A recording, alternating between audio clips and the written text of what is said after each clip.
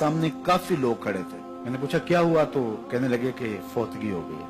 तो मैंने कहा कि उनका कोई बेटा नजर नहीं आ रहा। कहा तीनों बेटे तबलीग पे गए हुए हैं।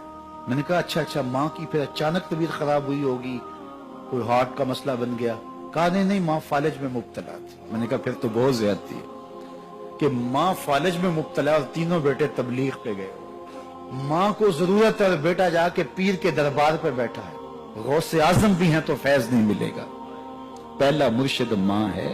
मैं बार्सिलोना के एयरपोर्ट पे था, तो वहां कोई अपना हम जुबान मिल जाए बैरूनी दुनिया में तो बड़ा अच्छा लगता है।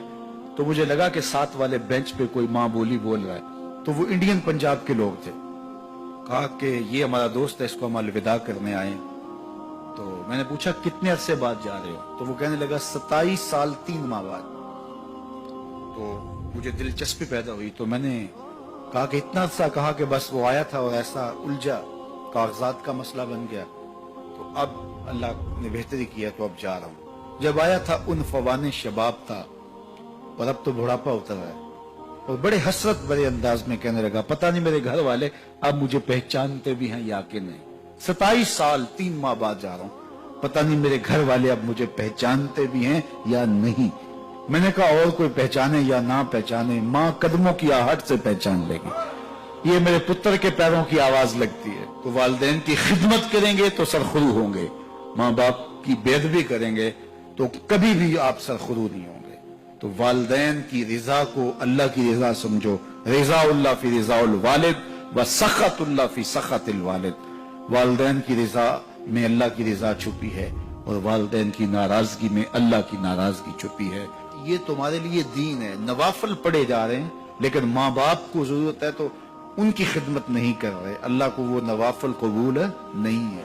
माँ के कदम दबाओ, बाप के पांव चूमो, तो तुम्हारे नवाफिलों से बेहतर तुम्हें जब वो दुआ देंगे, अल्लाह अपनी रहमतें तुम्हारे ऊपर नाज़िल करते हैं। तो उनकी खिदमत करो। एक शख्स जहाद का इज़्न लेने के लिए हुजूर की खिदमत में आया, हुजूर मैं जिहाद पे जाना चाहता हूँ। कितनी बड़ी बात है, छठा रुकन है इस्लाम का। लेकिन आका करीम क्या बोलते हैं, अहय्युन वालिदा का, क्या तेरे वालिदैन जिंदा हैं? काला नाम, का जी हुजूर जिंदा है।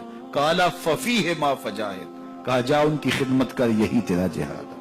तो खुश नसीब वो हैं जो अपने माँ बाप की इज्जत करते हैं, उनके सामने अपने बाजू सुकेड़ के रखते हैं, उनके मामलात में, तर्ज जिंदगी में, उनके अंदाजे मुआशरत में खुश रहते हैं और उन्हें राहत, आसानी और उनके लिए मोहब्बतें बिछाते हैं। तो अल्लाह ताला उनके लिए आसानियां पैदा करता है, रहमतें पैदा करता है। और अगर वालिदैन फोत हो गए हैं, इंतकाल कर गए हैं, तो आप कहें कि ये बातें हमने पहले सुनी होती तो बड़ा फायदा होता।